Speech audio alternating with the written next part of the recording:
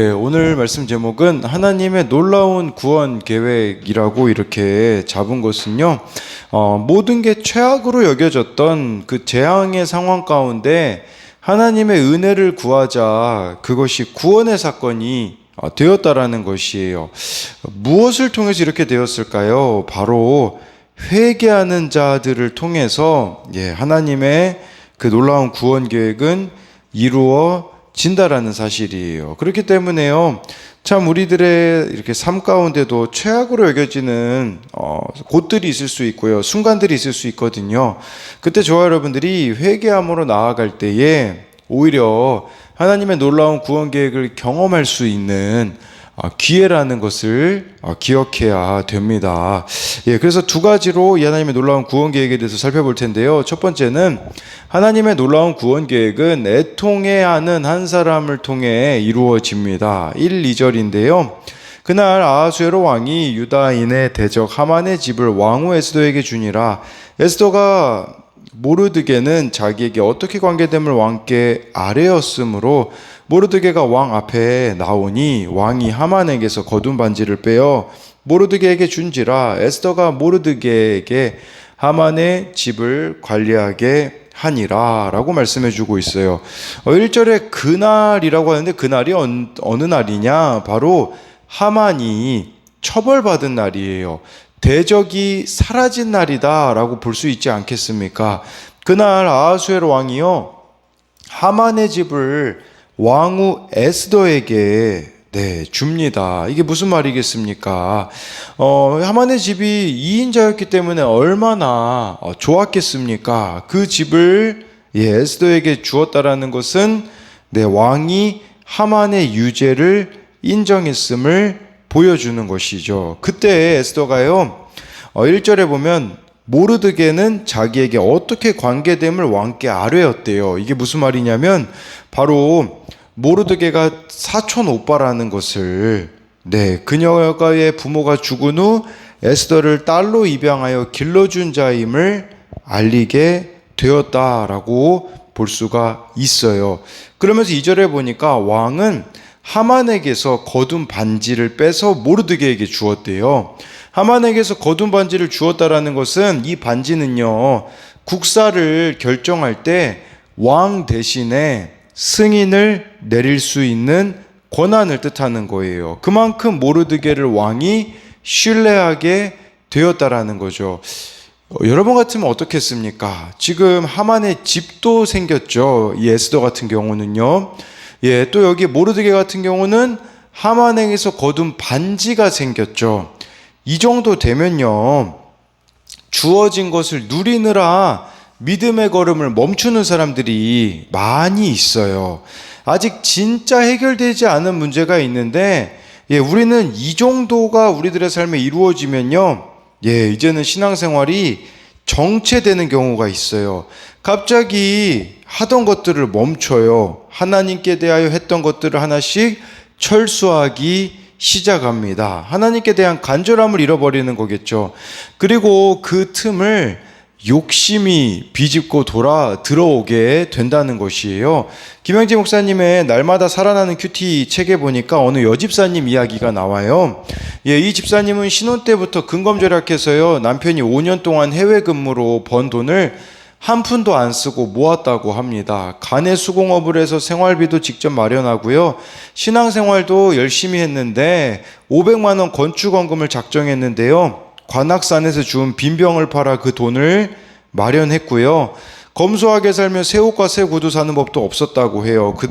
그런 이 집사님이 한 초등학교 앞에 문방구를 열었는데요, 문방구를 운영하면서 전교생의 이름을 외우고 아이들의 집안 형편까지 파악했다고 합니다. 그래서 어려운 아이들에게는 점심을 주고 동네 노인들에게는 쉼터를 내주어서 여름에는 콩국수, 겨울에는 칼국수를 대접했다고 합니다. 주일에 교회에 신고 갈 변변한 양말 한 켤레도 없으면서 자신이 전도한 새신자들은 택시를 태워서 교회에 데려왔다고 합니다. 부엌에 큰 항아리를 두고 문방구에서 받은 잔돈은 무조건 넣었다가 불쌍한 사람들을 위해서 썼습니다. 그런 집사님을 하나님이 축복하셔서요, 5년 만에 3층 집을 마련할 수 있었다고 합니다. 또 그 집을 처분하여 서울 번화가에 점포를 사고 산 꼭대기에 낙후한 아파트를 전세로 얻은 것이에요. 이 집사님은 적은 돈은 아끼고 큰 돈은 선뜻 베풀며 살았는데, 근데 문제는 뭐냐면 새로 장만한 50평 아파트에 마음이 빼앗겨서 인생의 마지막이 망가지기 시작했다라는 거예요. 새 아파트가 우상이 되어서 1,000만 원짜리 장롱과 고급 화장대를 마련하는 것이 인생의 목적이 되었다라는 거죠. 뭘 이야기 드리고자 하는 거냐면, 하나님이 우리에게 주신 것들이 영적인 황폐로 이어지게 된다면 그것은 복이 아니라 재앙이라는 사실이에요. 에스더가요, 하만의 집이 생겼다고 믿음의 걸음을 멈추지 않았어요. 이 모르드게가요, 왕이 인정해 준다고 해서요, 이 믿음의 걸음이 멈춰지지 않았다라는 거예요. 에스더는 지금까지 자신에게 주어진 것에 마음을 빼앗기보다 구원을 위한 애통의 눈물을 계속해서 흘린다는 사실입니다. 3절에 보면 그게 나오거든요.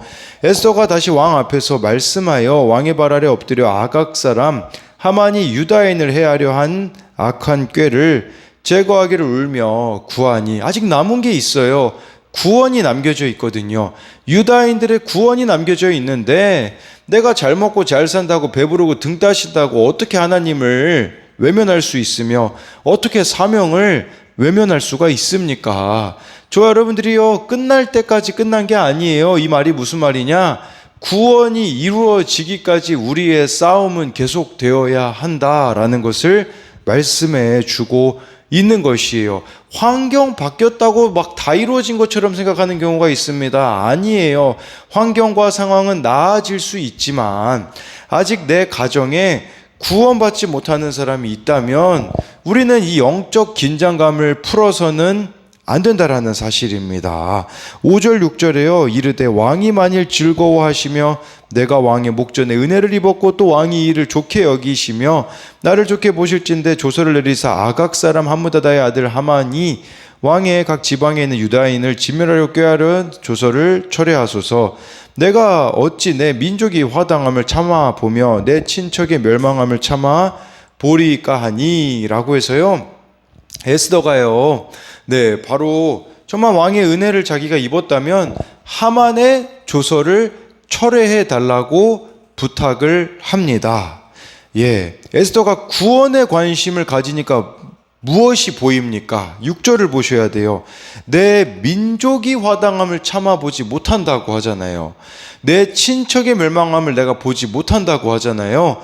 정말 좋아요. 여러분들이 이 구원에 관심을 가지면 보이는 사람이 있거든요. 그런데 문제는 나에게만 관심이 있기 때문에 구원해야 할 사람들이 보이지 않는 것이 우리의 문제일 수 있다라는 사실입니다.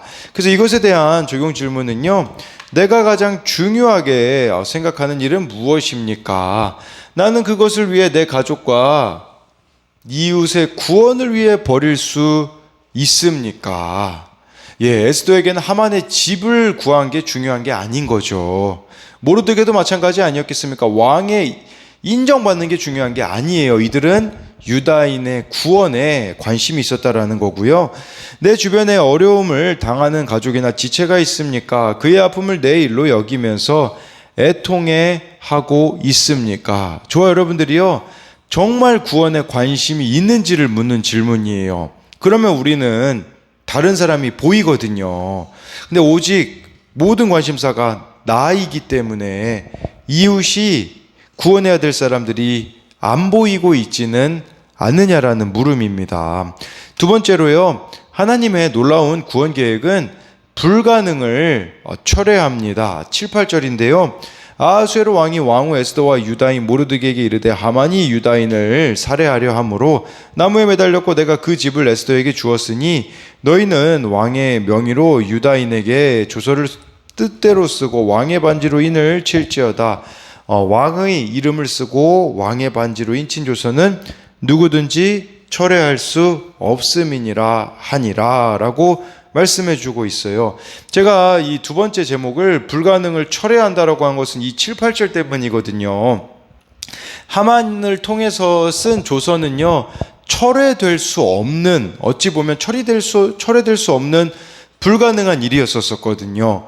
그런데 하나님께서 은혜를 베풀어 주시자 그것을 철회되게 하시고, 새로 쓴 조서는 이제는 더 이상 왕이 8절에 보면 누구든지 철회할 수 없음이니라 라고 이렇게 말씀해 주고 있는 것이에요.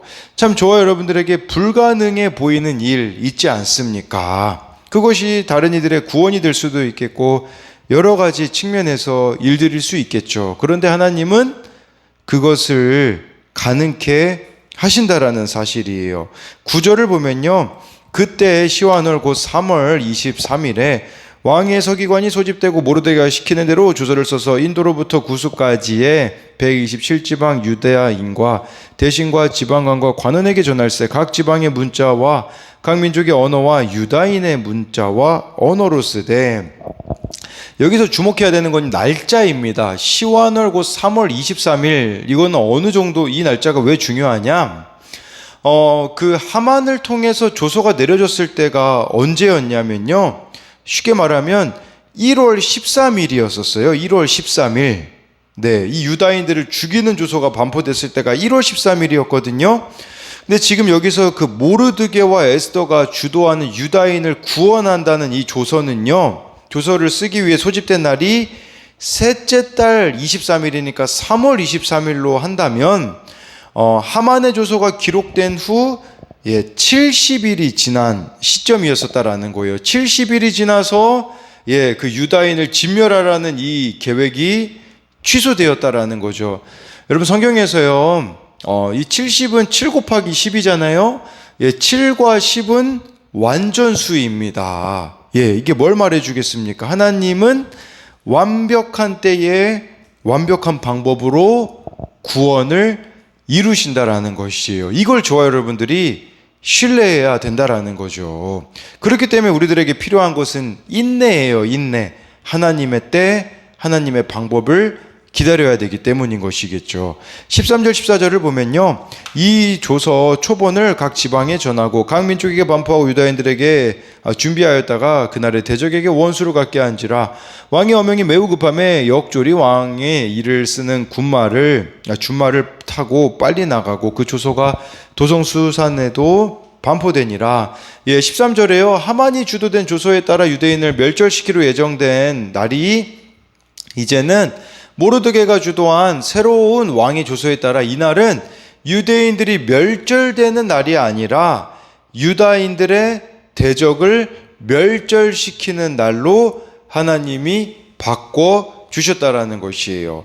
그리고 이 왕의 어명이 매우 급하기 때문에 속히 전달되어서 죽음의 위협에서 벗어나게 되었음을 말씀해 주고 있어요.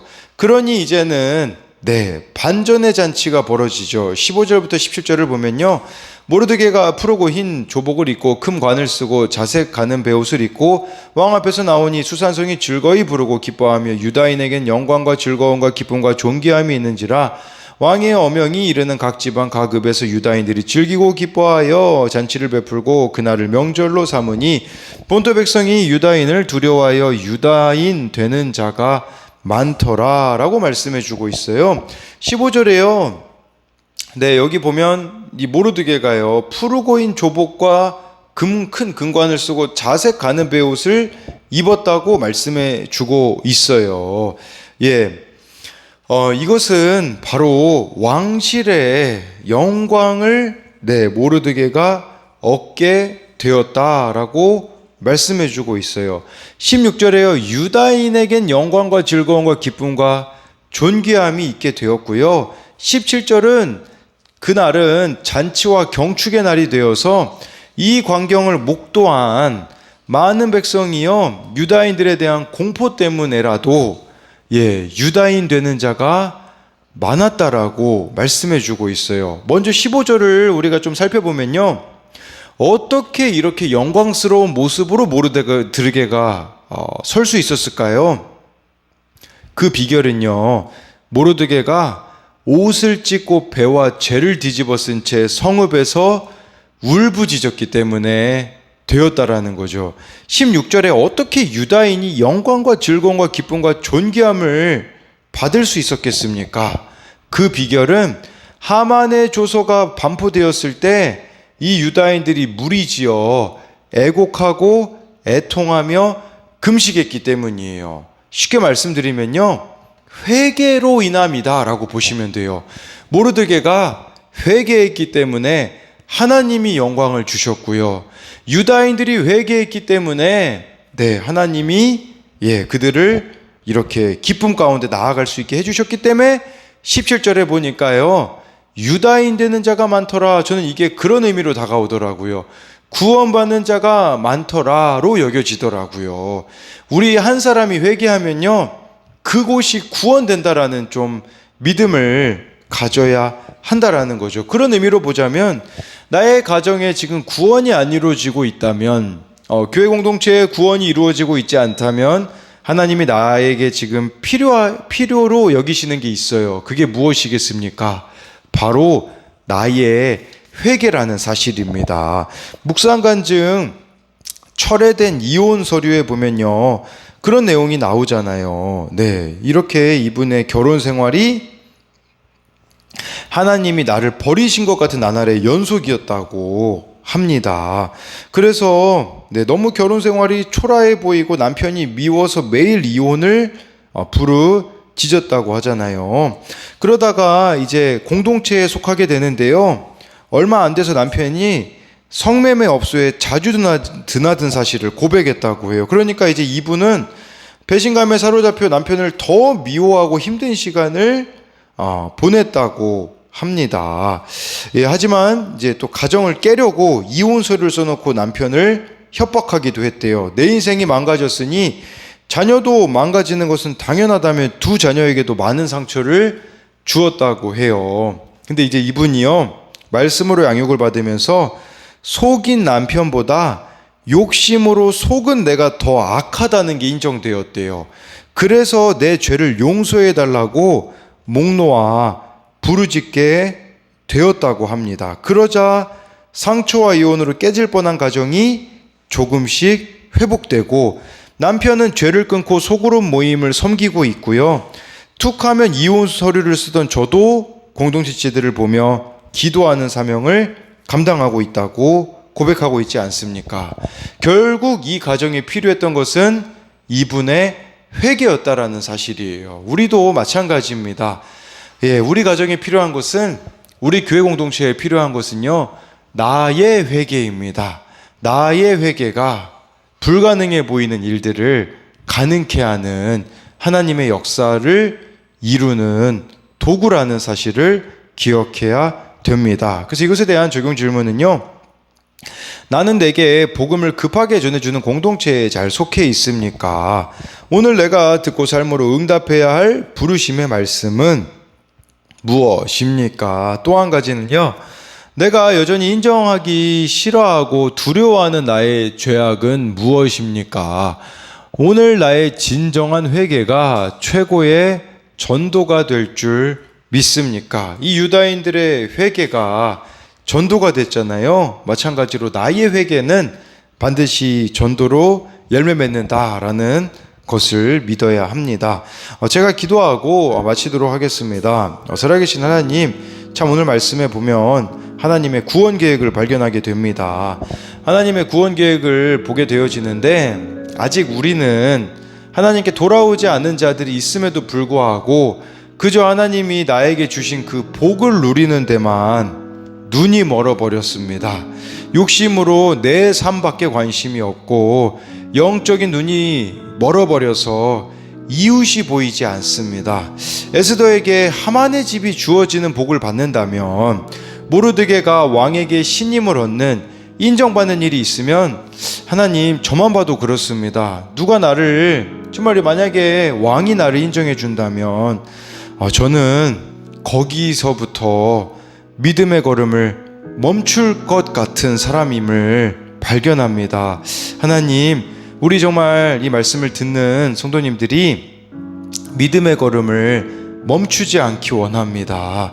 정말 우리 인생은 되었다 함이 없기에 끊임없이 구원에 관심을 가지며, 이 에스더는 끊임없이 유다인들이 보였던 것처럼 하나님, 우리도 구원으로 인도해야 되는 그 한 사람 한 사람들이 끊임없이 우리들의 삶에 보이는 은혜가 있게 하여 주옵소서. 이렇게 날마다 영적인 눈이 떠짐으로써 하나님, 우리를 통하여서 구원의 일들을 이루어 주시고, 뿐만 아니라 불가능해 보이는 일들을 하나님이 가능케 하신 그 비결은 회개에 있음을 봅니다. 나의 회개가 나의 가정을 살리는 역사가 되게 하여 주옵소서. 나의 회개가 내가 속한 교회 공동체를 변화시키는 그런 역사를 하나님께서 이루어 주실 것을 믿습니다. 오늘도 나의 회개를 통하여서 구원의 일들이 이루어지게 하여 주실 것을 믿으며 살아계신 예수님 이름으로 기도드립니다. 아멘.